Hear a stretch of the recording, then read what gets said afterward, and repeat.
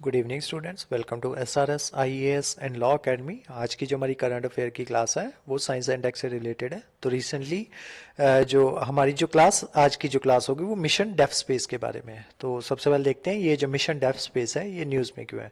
तो रिसेंटली जो हमारे प्राइम मिनिस्टर हैं उन्होंने जो मिशन डेफ स्पेस है उसको लॉन्च किया है। जो करंटली जो हमारा ऑन गोइंग डेफ एक्सपो जो है वो चल रहा था, तो उसी के तहत जो हमारे जो प्राइम मिनिस्टर है उन्होंने मिशन डेफ स्पेस जो है उसको लॉन्च किया। उसी के साथ साथ उन्होंने रिलीज की है फोर्थ डिफेंस इंडियनाइजेशन लिस्ट, जो क्या करेगी, वो बार करेगी इंपोर्ट को।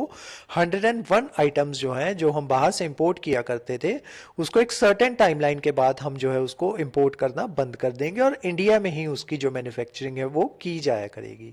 It also unveils the HTT-40 Hindustan turbo trainer 40, जो कि एक इंडिजीनियस ट्रेनर एयरक्राफ्ट है जिसको डिजाइन और डेवलप किया गया है HAL के द्वारा, हिंदुस्तान एरोनॉटिक्स लिमिटेड के द्वारा, at Indian pavilion during expo. ठीक है, तो ये सारी जो है इन सब की वजह से ये जो आपका मिशन डेफ स्पेस जो है वो न्यूज़ में था। तो आज की क्लास में हम मिशन डेफ स्पेस के बारे में करेंगे और ये जो लिस्ट है डिफेंस इंडियनाइजेशन लिस्ट जो है इसके बारे में कवर करेंगे, और HTT-40 जो है इसके बारे में हम कवर करेंगे। जिन तीनों को जो है जो डेफ एक्सपो जो है डिफेंस एक्सपो वहां पे लॉन्च किया गया था।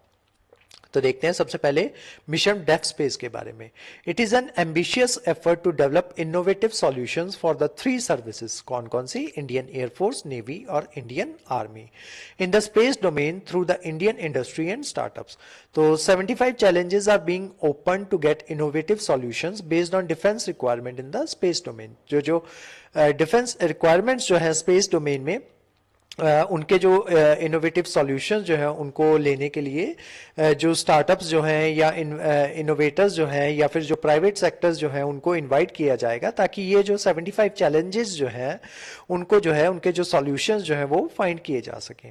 ठीक है, और जो इंडिया की जो ऑफेंसिव और जो डिफेंसिव कैपेबिलिटीज जो है उनको बेहतर किया जा सके। ठीक है, it aims to develop a range of military applications for space warfare and to enable the private industry to offer solutions to the armed forces for future offensive and defensive requirements। ठीक है, तो हम क्या करने जा रहे हैं कि ये जो हमारी प्राइवेट इंडस्ट्रीज जो हैं, इंडियन प्राइवेट इंडस्ट्रीज, उनको इन्वॉल्व करने जा रहे हैं हमारे डिफेंस स्पेस में। ठीक है, ताकि वो जो आगे आने वाली जो फ्यूचर ऑफेंसिव और डिफेंसिव रिक्वायरमेंट्स जो है आर्म्ड फोर्सेस की उसको जो है पूरा किया जा सके, या जो उनको जो चैलेंजेस आ रहे हैं उनके सॉल्यूशंस जो है वो फाइंड आउट किए जा सके। Defence applications in space will not only help the Indian armed forces but also be extended to friendly foreign nations।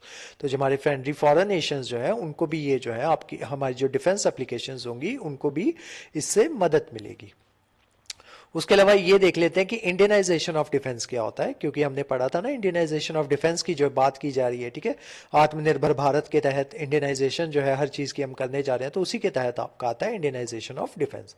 Indianisation is a capability of developing and producing any defence equipment with in the country. ठीक है, तो किसी भी तरीके की defence equipment है उसको produce करने की कैपेबिलिटी होना कि हम अपनी ही कंट्री में उसको प्रोड्यूस कर सकें। ठीक है, तो उसको कहा जाता है Indianisation of defence, which serves the dual purpose of achieving self reliance and reducing the burden of import। तो इस वजह से क्या होगा, एक तो हम सेल्फ रिलायंट होंगे, ठीक है, आत्मनिर्भर होंगे, और उसी के साथ साथ जो बर्डन है हमारा इंपोर्ट का, क्योंकि हमें जब चीजें बाहर से मंगवानी पड़ती है तो उस वजह से क्या होता है कि जो हमारा फिजिकल डेफिसिट है वो बढ़ जाता है। ठीक है, तो ये जो बर्डन ऑफ इंपोर्ट है वो डिक्रीज होगा, उसको रिड्यूस करने के लिए हम जो है इंडियनाइजेशन ऑफ डिफेंस जो है वो करने जा रहे हैं। Self reliance in defence manufacturing is one of the key objective of the department of defence production. तो ये जो सेल्फ रिलायंस है डिफेंस सेक्टर में या डिफेंस मैन्युफैक्चरिंग में, ये जो है मेन ऑब्जेक्टिव है डिपार्टमेंट ऑफ डिफेंस प्रोडक्शन का। The DRDO defence research development organisation and DPSU Defense Public Sector Undertakings and private organizations are playing crucial role in Indianization of defense industries। ठीक है, तो ये जो है काफी ज्यादा इंपॉर्टेंट रोल अभी भी निभा रहे हैं। आपका DRDO हो गया, देन आपका DPSUs हो गए। उसके अलावा ये जो इंडियनाइजेशन, जो फोर्थ इंडियनाइजेशन मैंने लिस्ट आपको बताया था जिसको लॉन्च किया प्रधानमंत्री ने, उसके बारे में देख लेते हैं। It lays special focus on equipments systems which are being developed and likely to translate into firm orders in the next 5 to 10 years। The item listed in fourth list will provide ample visibility and opportunity to the domestic defense industry for understanding the trends and futuristic needs of the armed forces and create requisite research and development and manufacturing capability within the country। ठीक है, तो ये जो fourth Indianisation list जो है जिसको launch किया गया है, इसका काम ये होगा कि जो हमारे फ्यूचर में आने वाली जितनी भी फ्यूचरिस्टिक नीड्स जो है हमारी in the field of defence उसको पूरा करना और उन नीड्स के बारे में ध्यान रखते हुए रिसर्च और जो डेवलपमेंट जो है वो करना, और ताकि हम जो है उनको विद इन कंट्री ही उनको मैन्युफैक्चर करने की हमारे पास वो कैपेसिटी हो। ठीक है, तो ये काम है हमारा जो फोर्थ इंडियनाइजेशन लिस्ट है उसका ये मेन ऑब्जेक्टिव है। उसके अलावा इसका सिग्निफिकेंस देख लेते हैं इंडियनाइजेशन ऑफ डिफेंस में ही। To promote domestic industries, these weapons and platform will promote domestic industry and transform research and development and manufacturing in the country। उसके अलावा मैंने आपको बताया था कि हमें इंपोर्ट करवाना पड़ता है, जिस वजह से हमारा क्या होता है फिजिकल डेफिसिट वो बढ़ जाता है। ठीक है, तो अगर हम इंपोर्ट नहीं करवाएंगे तो उस वजह से क्या होगा कि जो हमारा फिजिकल डेफिसिट होगा वो रिड्यूस होगा। एंड इंस्टिल नेशनलिज्म, ये हमारे अंदर नेशनलिज्म की जो भावना है, देश प्रेम की भावना, वो भी इंस्टिल करेगा। ठीक है, अगर हम सब कुछ इंडिया में ही बनाएंगे। ठीक है, तो आपके लिए एक प्राउड वाली बात होगी कि हम जो है जो हथियार हम यूज कर रहे हैं वो हम इंडिया में ही बना रहे हैं, बल्कि हम जो है उनको बाहर से हमें नहीं मंगवाना पड़ रहा। ठीक है, तो ये एक नेशनलिज्म की जो भावना होगी वो आपके अंदर आएगी। उसके अलावा ये देख लेते हैं हमारा जो थर्ड जो चीज थी जिसे हमने डिस्कस करना था, STT-40। ठीक है, तो ये एक इंडिजीनियसली ट्रेनर एयरक्राफ्ट है।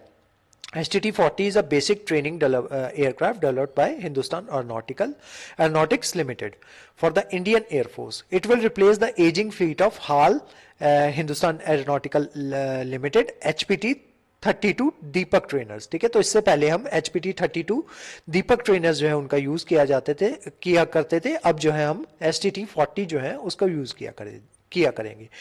It's trainer officers are best in class, fuel economy and power rating. ठीक है, तो इसके जो यहाँ पे जो इसमें जो ट्रेनर्स जो है जो ट्रेनिंग करते हैं, ये जो आपका HPT-32 दीपक ट्रेनर्स में जो आपके जो ट्रेनर्स हुआ करते थे, जो ट्रेनिंग किया करते थे, उनको जो है बेस्ट ट्रेनर जो है वो कंसिडर किया जाता था in the class of fuel economy and power rating. उसके अलावा इट टेक्स ऑफ, STT-40 के बारे में बता देते हैं। It takes off from a short distance and has higher climb rate। इसका जो क्लाइम रेट है वो कंपैरेटिवली हायर है, और कम डिस्टेंस जो है उसको टेक ऑफ के लिए कम डिस्टेंस जो है वो चाहिए होता है। It has a maximum speed of 450 kilometre. 450 kilometre इसकी मैक्सिमम स्पीड है, और मैक्सिमम डिस्टेंस से कितना रीच कर सकता है, 1000 किलोमीटर। उसके अलावा the stall speed with flaps down is 135 kilometre per hour. ठीक है, तो जो इसकी स्टॉल स्पीड है वो कितनी है, 135 किलोमीटर पर आवर है। तो आज की जो हमारी क्लास थी वो डिफेंस एक्सपो के बारे में थी। ठीक है, तो इस क्लास के जो नोट्स हैं वो आपको सेंड कर दिए जाएंगे हमारे टेलीग्राम चैनल पे, और हम हमारे वेरियस कोर्सेज के बारे में इंफॉर्मेशन लेने के लिए आप स्क्रीन पे दिए नंबर पे कांटेक्ट कर सकते हो। तो आज की जो क्लास थी वो यहीं तक थी। Thank you.